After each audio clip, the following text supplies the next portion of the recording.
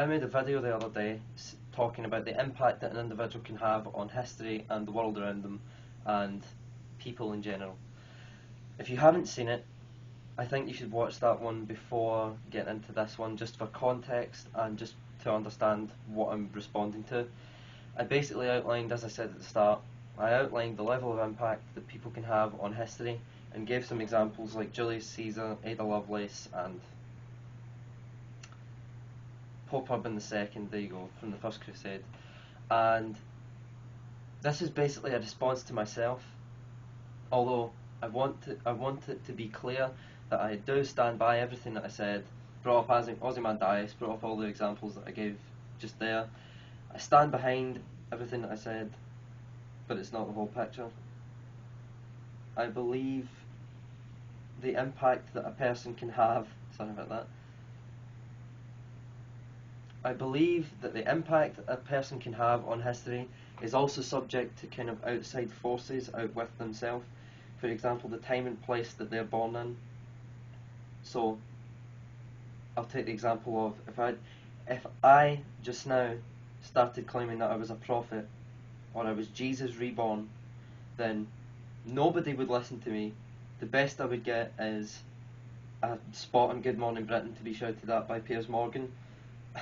And I would also probably be a bit of a meme for about a week and then it would die away and no one would care. But if I did the exact same thing, but 1,000 years ago in medieval Europe, then there's a chance I would probably get a cult following around me.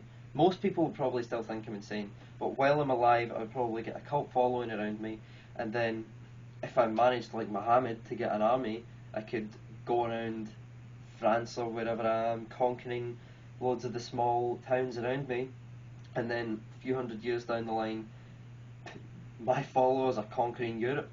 And I've had a huge impact in history, and today I'm revered as a prophet and all the rest of it, a religious figure, a major world religion. And that's if I manage to escape the grasp of the Catholic Church.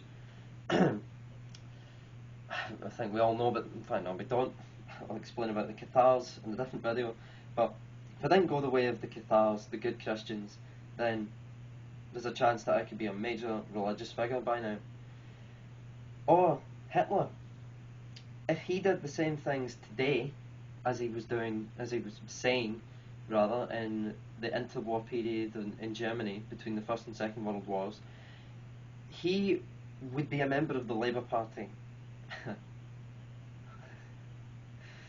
No, I'm only joking. He'd be on the Twitter Trust and Safety team. Removing all the wrong thinkers, am I right? It's ridiculous. But the point is, he wouldn't have been able to get away with genocide. He wouldn't have been anywhere near the level of power that he had. He would have been at most a Nick Griffin style figure where he goes on Question Time and gets laughed out of the place. No one would care if Hitler started what he was saying then, now. Interestingly enough, same doesn't go for Stalin, I don't think. But yeah, you need to keep your ideas, you need to realise that whatever you want to do, you need to put it into the context of now.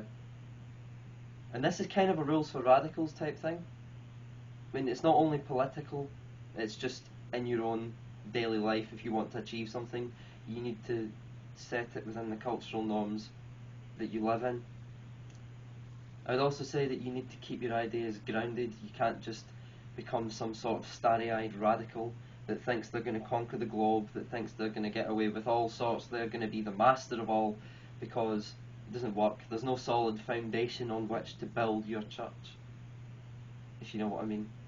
There's no pathway to the goal. It's just the goal isolated and in the distance. There's nothing paving the way across the ocean to get to the goal. And also, don't assume just there that you can have it all. This variant of being the starry-eyed radical that I just described. Don't assume that whatever you do, you will excel at, because you probably won't. Humans have limits. Humans are defined by their limits, because if they were limitless and formless like the UN so poetically said that women were, then they're nothing. If you're limitless and formless, you are nothing. So hone your interests down to one or two, maybe three fields that you want to focus on to achieve something specific in. Don't run amok over everything and assume you'll be great, because you probably won't. And what's the use in trying to achieve 15 great things and achieving none of them when you could achieve 3 good things and build up from that? This is all becoming very Petersonian, isn't it? It sounds definitely like something Jordan Peterson would say. Hone your skills on a small area of stuff, rather than widening the goals to the point where anywhere you score is a goal, because the goal is cheapened by that. But yeah, those are a few factors. And also, here are the kind of main points that I want you to take away from this. People have tremendous power if they want to use it and wield it properly, be that for good or bad. Be rational and grounded with it. Don't become the radical ideologue that I just described earlier in the video.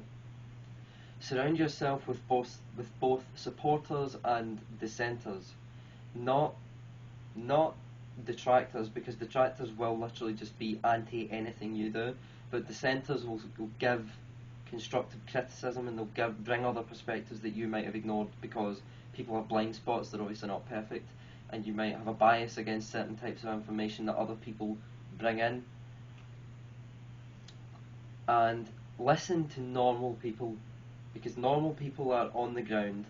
They know what's going on in daily life. Like, if you listened only to Hollywood actors for what the real problems in the world are, you probably wouldn't get a very good outlook on what those problems actually are. And even if they brought up the right stuff, they probably wouldn't see it in the same way that people that are living on the ground, people that are living in the normal culture, would think of it.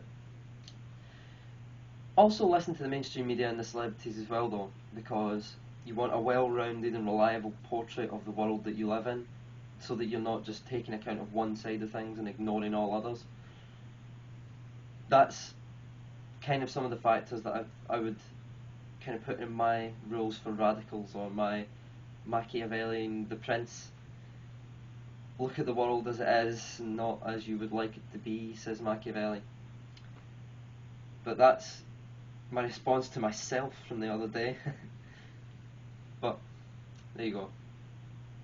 If you enjoyed this video, subscribe, share it. I agree with Count Dankula. Unmonetized channels are playing YouTube on hard mode.